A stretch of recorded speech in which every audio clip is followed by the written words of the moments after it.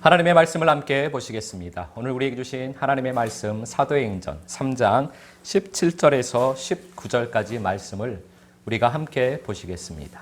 제가 봉독하겠습니다. 하나님의 말씀을 함께 보시겠습니다. 형제들아, 너희가 알지 못하여서 그리하였으며 너희 관리들도 그리한 줄 아노라. 그러나 하나님이 모든 선지자의 입을 통하여 자기의 그리스도께서 고난 받으실 일을 미리 알게 하신 것을 이와 같이 이루셨느니라. 그러므로 너희가 회개하고 돌이켜 너희 죄 없이 함을 받으라. 이같이 하면 새롭게 되는 날이 주 앞으로부터 이를 것이요. 아멘. 오늘은 행함과 존재라는 제목으로 우리가 하나님 아버지의 마음을 잠시 살펴보도록 하겠습니다. 생명은 그 고유의 삶의 양식이 정해져 있습니다. 생명은 그 생명의 삶의 양식으로 살아가는 것입니다. 새는 하늘을 날도록 되어 있고 물고기는 물속에서 살도록 되어 있습니다. 우리는 공기 중에 살아가며 호흡을 하면서 살게 되어 있습니다. 하나님께서는 우리를 생명으로 창조하셨습니다. 그런데 우리들은 스스로 생명의 길을 버리고 종의 길, 즉 죄와 사망의 길을 걸어가게 되었습니다. 저희는 원래 생명의 길을 걸어가는 생명인 존재였습니다. 그런데 생명의 길을 버리고 죄와 사망의 길을 걷게 된 것입니다. 원래 생명인 우리가 가야 할, 살아야 할 그 삶의 양식을 버려버린 것입니다. 그리고 우리는 사망의 길, 죄와 사망의 길을 걸어가게 됩니다. 이 땅에서 사는 동안 우리는 죄와 사망의 길에서 그래서 회개를 해야만 합니다. 죄와 사망의 길에서 돌아서서 생명의 길을 다시 걸어가야 하는 것입니다. 사망의 길의 끝은 영원한 사망입니다. 생명의 길의 끝은 영원한 생명입니다. 그래서 우리는 사망의 길에서 돌아서서 생명의 길을 걸어서 영원한 생명으로 들어가야만 하는 것입니다. 인생의 길은 하나입니다. 모든 인생은 끝이 다른 한 길을 걸어가는 것입니다. 인생은 길을 걸어가는데 그 끝이 있습니다. 그런데 그 끝이 다 똑같지 않다라는 것입니다. 끝이 다른 우리는 그 길을 걸어갑니다. 인생의 길. 사망이냐 생명이냐 그 끝이 다른 길을 걸어가고 있습니다. 모든 인생은 그런데 무슨 길을 걸어가고 있느냐? 사망을 향하여서 사망의 길을 걸어가고 있는 것입니다. 모든 인생은 사망의 길에서 회개하여 생명의 길을 걸어가야만 합니다. 그것이 하나님 아버지의 마음입니다. 모든 인생이 사망의 길에서 돌아서서 생명의 길을 걸어가 영원한 생명으로 아버지 앞으로 천국으로 오는 것이 하나님 아버지의 마음입니다. 그것을 이루어 가는 것이 믿음 생활입니다. 사망의 길에서 돌아서서 생명의 길을 걸어가는 것이 믿음 생활입니다. 생명의 길을 걸어가는 것이 믿음이요 사망의 길을 걸어가는 것은 불신입니다. 우리에게 생명을 주시고 생명의 길을 걷게 하시는 우리 주님을 찬양합니다. 사도행전 3장 17절 말씀 우리가 함께 보시겠습니다. 제가 봉독하겠습니다. 형제들아, 너희가 알지 못하여서 그리하였으며 너희 관리들도 그리한 줄 아노라. 아멘. 교회에서 대표 기도를 합니다. 그런데 그 대표 기도를 할 때마다 자주 등장하는 기도 문구가 있습니다. 대표 기도를 하시는 장로님, 권사님, 집사님들께서 매주 대예배 때 기도를 하시는데 거의 매주 이 기도문이 제가 어렸을 때 들어보면 매주 나온 것 같습니다. 또 저도 그걸 이제 배워서 저도 대표 기도를 할 때 이 기도 문구를 자주 사용했습니다. 이것이 무슨 기도 문구인지 아시겠습니까? 여러 가지가 있겠지만 아마 이걸 것 같습니다. 우리가 알고 지은 죄, 모르고 지은 죄를 용서해 주시옵소서. 이 기도 문구는 항상 대표 기도를 하시는 분들이 이렇게 기도를 하십니다. 근데 여러분, 우리가 모르고 지은 죄가 있을까요? 우리가 모르고 죄를 지을 수가 있을까요? 우리가 이 문제를 생각하기 전에 우리는 먼저 죄가 무엇인지에 대하여서 생각해 볼 필요가 있을 것 같습니다. 죄가 무엇일까요? 여러분은 죄가 무엇이라고 생각을 하십니까? 예수 없이 사는 것이 죄입니다. 즉, 죄는 말씀 없이 사는 것입니다. 그것이 죄입니다. 다시 말해서 생명 없이 사는 모든 삶은 죄입니다. 우리는 죄에 대해서 착각을 하는 경우가 많습니다. 흔히 도덕적인 흠이 죄라고 생각을 하기도 합니다. 또 조금 더 종교적이신 분들은 율법적인 흠, 즉 내가 말씀대로 살지 못하면 그것이 죄라고 생각을 합니다. 그리고 우리는 말씀대로 살면 믿음이 좋다고 합니다. 만약에 그것이 사실이라면 예수님께서 바리새인들에게 너희 믿음이 좋구나 그렇게 말씀을 하셨을 것입니다. 근데 우리가 잘 알고 있는 것처럼 예수님께서는 바리새인들을 향하여서 이 외식하는 자들아 라고 책망을 하셨습니다. 말씀대로 잘 살고 있는 바리새인들인데 왜 예수님께서 책망을 하셨을까요? 말씀대로 산다고 믿음이 좋은 것이 아닙니다. 말씀대로만 산다고 우리 주님께서 기뻐하시지 않으십니다. 믿음이 없이도 얼마든지 자기 열심으로 말씀대로 살 수 있기 때문입니다. 즉, 말씀 없이도 말씀대로 살 수 있습니다. 다른 말로 하면 예수 없이도 말씀대로 살 수 있습니다. 말씀 없이 말씀대로 살면 그것도 죄입니다. 예수 없이 말씀대로 살면 그것도 죄입니다. 우리는 말씀이 되어서 내가 말씀이 되어서 말씀대로 살아져야만 합니다. 우리는 예수 생명이 되어서 말씀대로 살아져야만 합니다. 내가 사는 것이 아니라 내가 예수 생명으로 채워져서 내가 예수 생명에 되어서 말씀대로 살아져야만 합니다.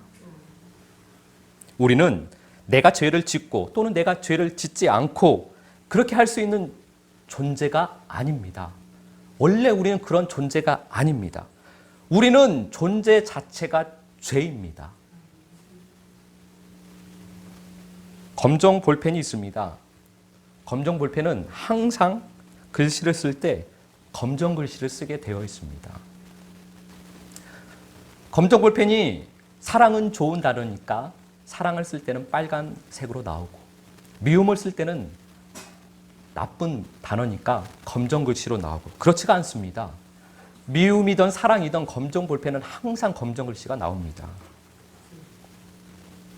우리는 존재 자체가 죄입니다.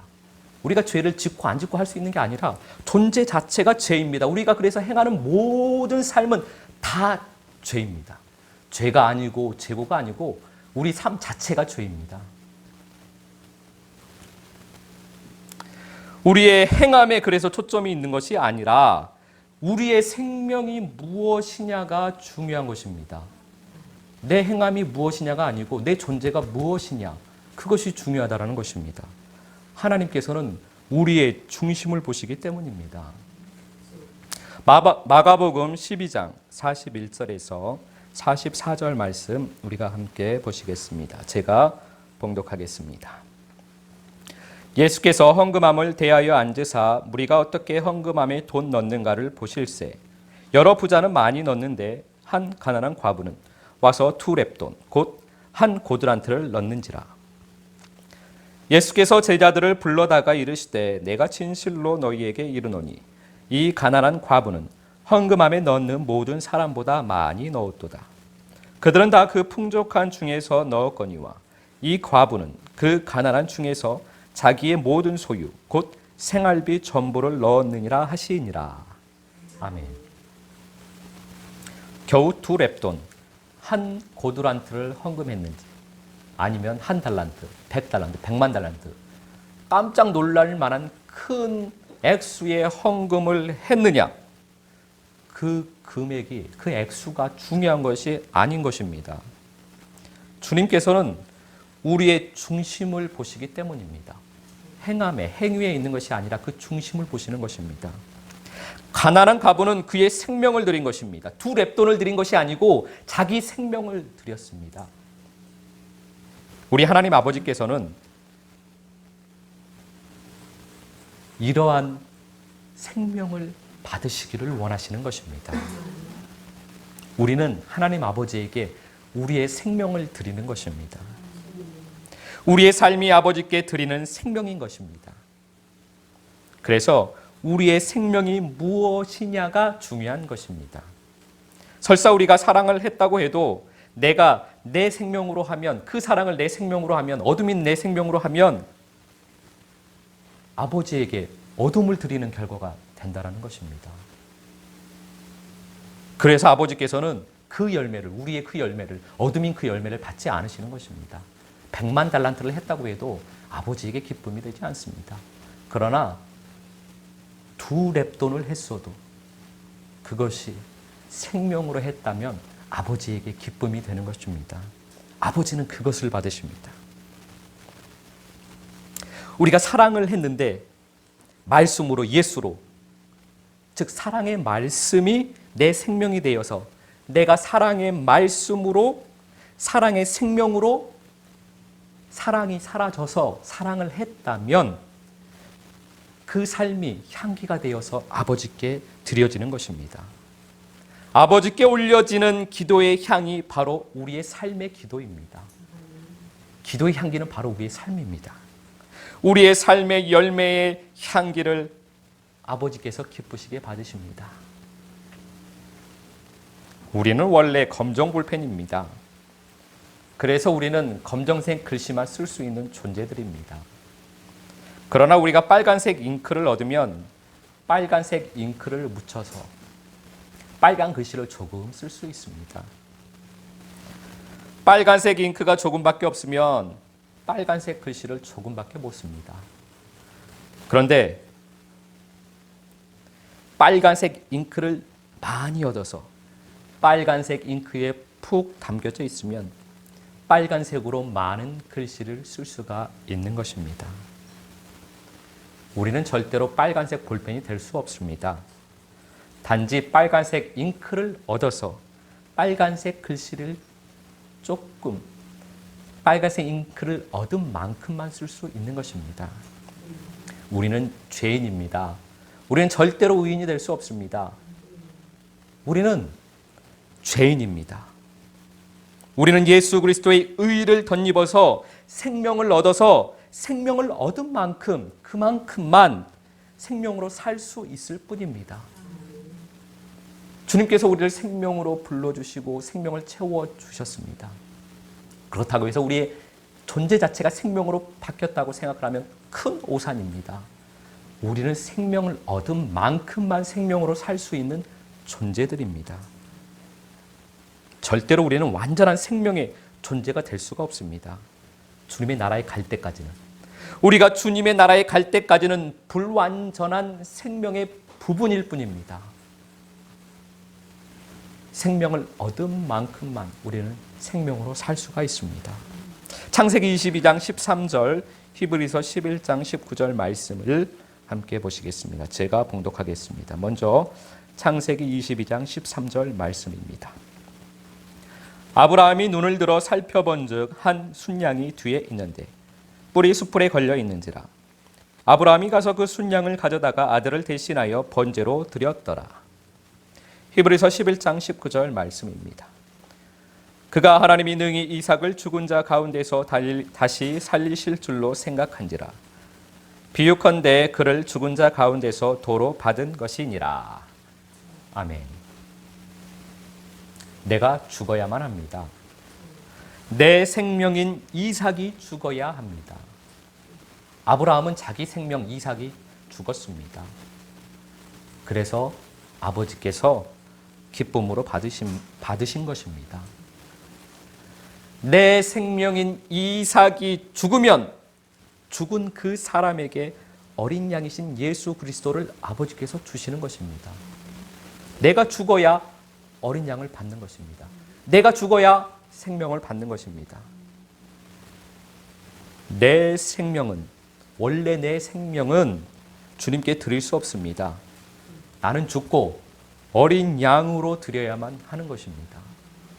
이삭을 드리겠다고 하면 안 됩니다. 어린 양을 드려야만 합니다. 예수 그리스도로 말씀으로만, 말씀으로만, 생명으로만 우리 아버지께 향기 올려드릴 수 있는 것입니다. 내가 죽고 예수 그리스도를 얻어야만 합니다. 내가 죽고 말씀을 얻어야만 합니다. 내가 죽고 생명을 얻어야만 합니다. 그래서 예수의 몸이 되어서 말씀이 육신이 되어서 그렇게 예수로 살 때, 그렇게 말씀으로 사라질 때 그 삶이 기도가 되는 것입니다.